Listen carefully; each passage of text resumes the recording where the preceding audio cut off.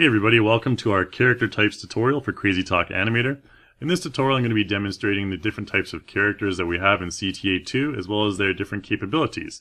So let's start off by importing in some actors here. We'll go to our actor tab on the right hand side here in the content manager and into our character folder.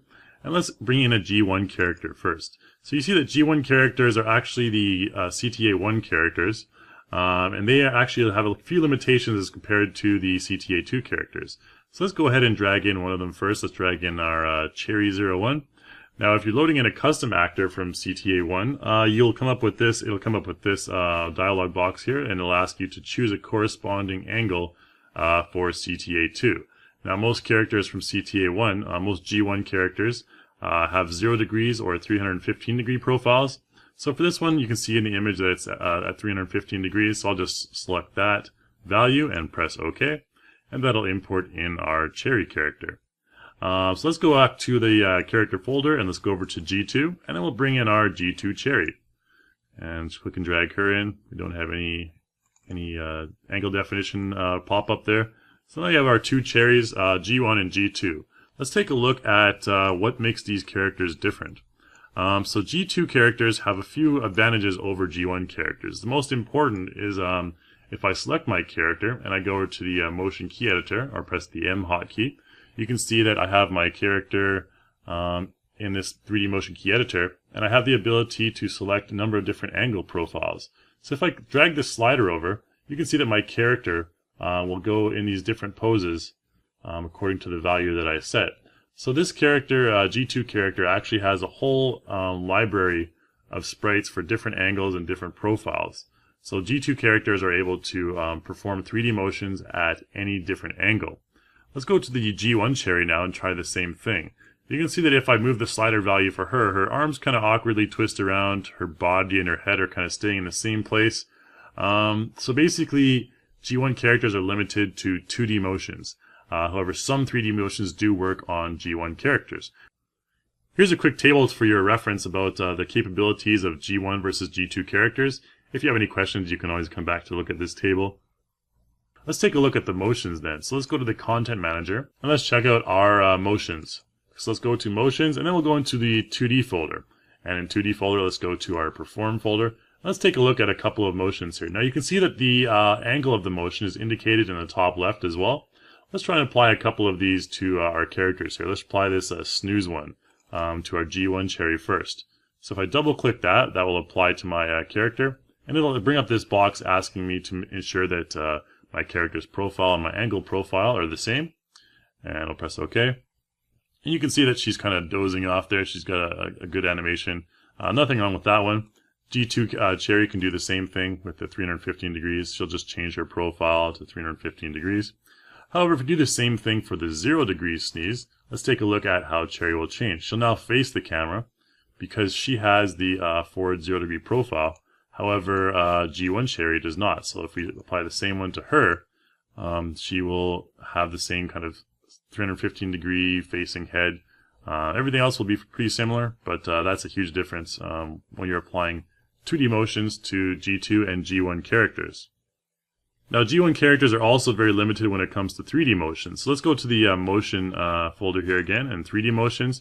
Let's go to dance. Let's bring in a 3D dance move here, this Michael Jackson move. So if I just double click on the MJ motion here, you can see that Cherry will do her nice MJ spin like that, which is pretty cool. However, if we try the same thing on our G1 character, it'll come up with this, and it'll ask me to it'll let me know that there's a number of different ways that I can actually modify this character. So it is compatible with 3D motions, but we'll get into those in the other tutorials. We'll just press OK for now, and you can see that Cherry will kind of awkwardly spin around like that, and nothing's really working there as far as the body angles go. So it doesn't really look very Michael Jackson, Jackson-ish, I guess. So you can see there's a lot of troubles there. So that's one example of 3D motions not working on G1 characters. However, some motions may not look that bad, such as this music listen. We'll just apply that over top of the MJ motion. So you can see now she's, even though it's a 3D motion, she's kind of just grooving along there. And that one works just fine. The same one if we apply to G2 Cherry, you can see that she'll maintain that front profile. However, we can go here and we can use the bracket key. Is actually a hotkey to change the angle of the character. So we can change her to like 45 degrees, 90 degrees. So you can see there we get a nice back view of Cherry, and we can change that to any other angle and play the same animation as well. Okay, so that's the general difference between G1 and G2 characters. Let's start a new project to get all these characters out of our way here and go back to the Actor tab. Now we're going to take a look at hybrid characters. So we have two hybrid characters that come default with Crazy Talk Animator 2. The first one is this onion dude here, and the second one is our image-based character named Ted, who has 3 single hairs on his head. So let's import in Mr. Onion first, and then we'll bring in Mr. Ted.